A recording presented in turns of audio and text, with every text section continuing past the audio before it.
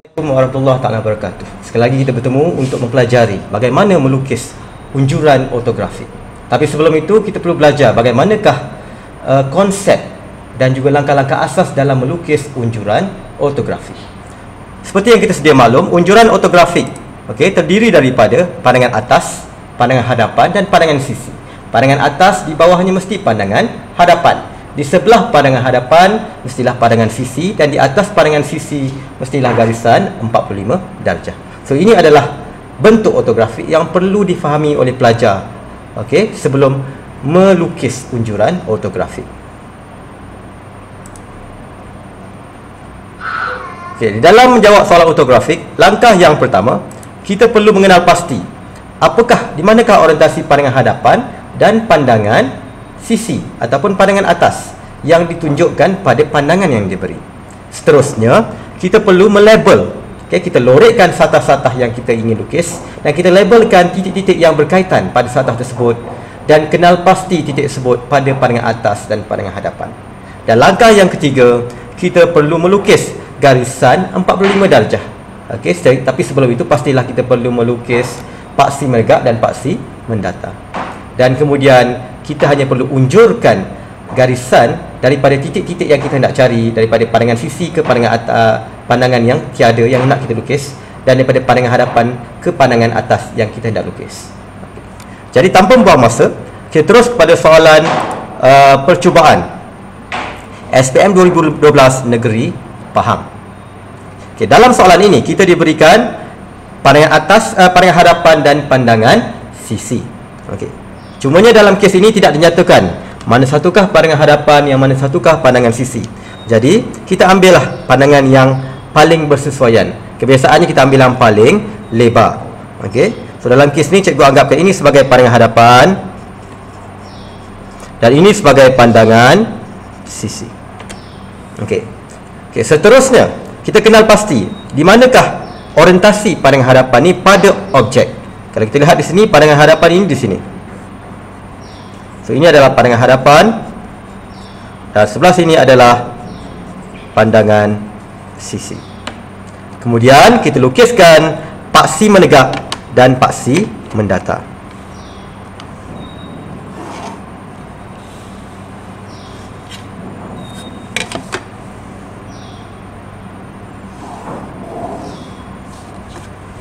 Dan jangan lupa kita lukiskan garisan 45 darjah.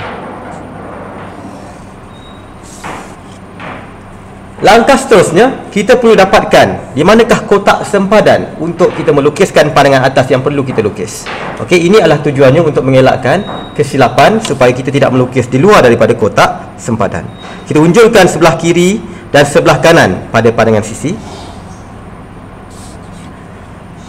Kita unjurkan persilangan dengan garisan 45 darjah ke pandangan atas, dan kita unjurkan sisi sebelah kiri dan kanan pada pandangan hadapan ke atas.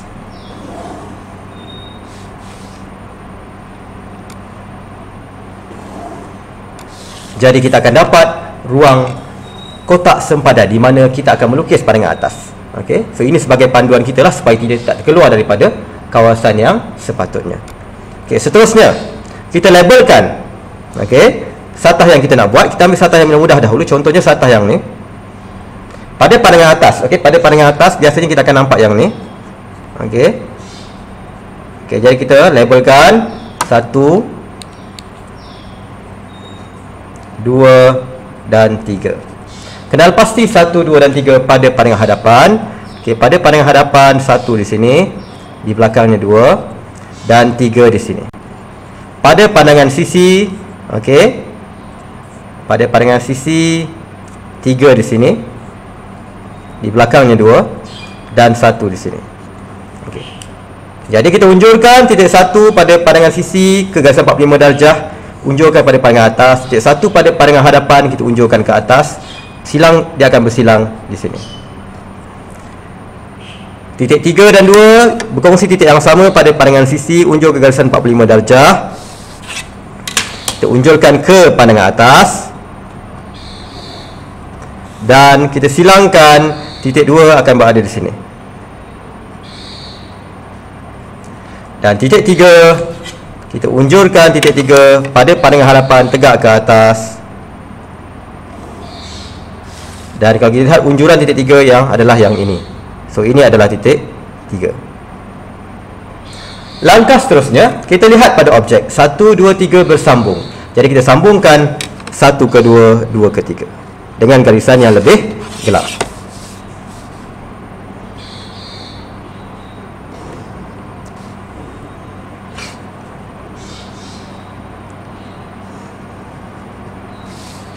Okey, teruskan lagi dengan satah yang berikutnya.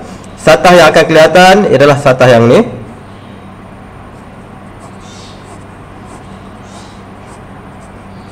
Kita lorikkan titik yang terlibat 4, 5, 6, 7, 8.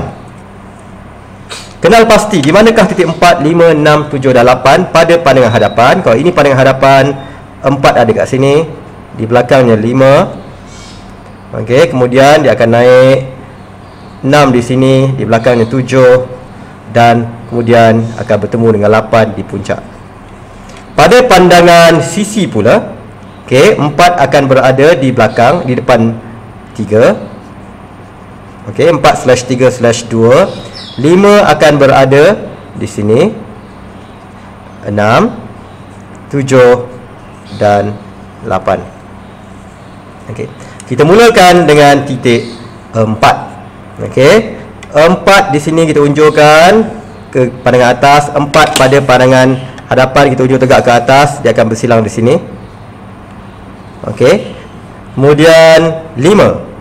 5 kita unjurkan, 5 pada pandangan sisi kita unjurkan ke garisan 45 darjah. Unjurkan pada pandangan atas.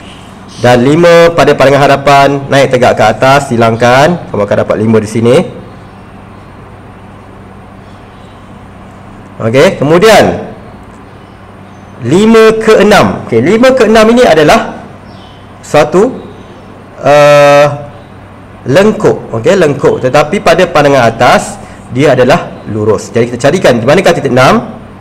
Okey, 6 kita unjurkan ke atas pada pandangan sisi, unjurkan pada pandangan atas, dan 6 pada pandangan hadapan kita unjurkan tegak ke atas. Silangkan, kita akan dapat titik 6 di sini. Okey.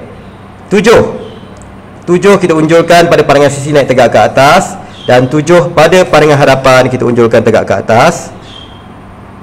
Kita akan dapat 7 di sini. Dan yang terakhir sekali 8, bila kita unjurkan, kita silangkan, kita akan dapat 8 di sini. Okey. 4, 5, 6, 7, 8 bersambung. Okey. Jadi kita sambungkan 4 pergi ke 5, 3 pergi ke 4 dahulu. 4 kita sambungkan ke 5. 5 pergi ke 6. 6 pergi ke 7. 7 pergi ke 8. Okey. Dan 8, kalau kita lihat pada objek, 8 juga bersambung dengan 2. Jadi kita sambungkan 8 pergi ke 2. Gitu. Okey, sekarang tinggallah pandangan garisan lengkuk di sini. Okey. Untuk menyelesaikan satah yang seterusnya, kita perlu selesaikan lengkuk. Bila ada lengkuk, kita perlu tambahkan 3 titik antara. Okey, 3 titik antara. Jadi kita agak-agak dahulu pada pandangan sisi 1 sebagai A, B dan C. Kita unjurkan A, B dan C, iaitu 3 titik antara ni ke pandangan hadapan.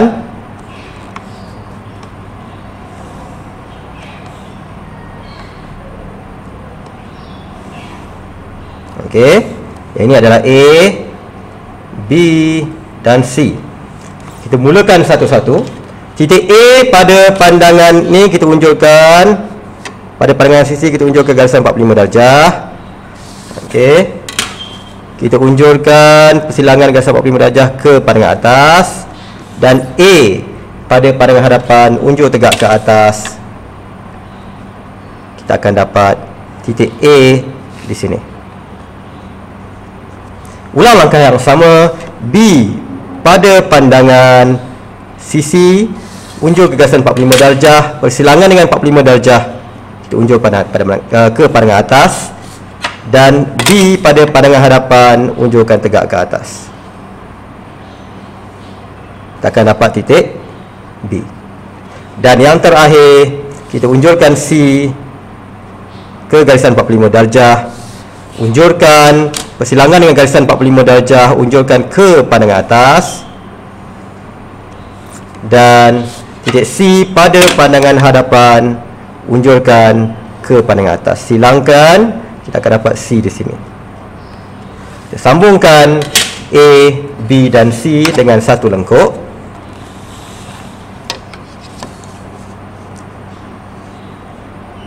Bermula pada titik 3, kemudian pergi ke A, kemudian pergi ke B.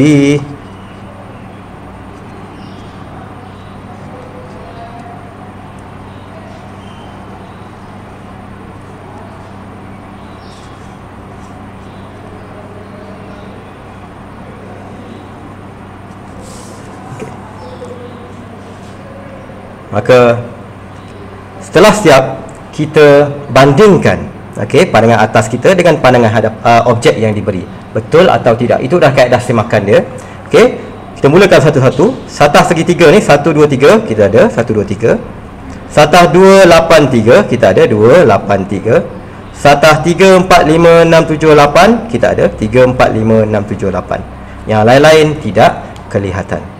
Sekian. Assalamualaikum warahmatullahi taala wabarakatuh.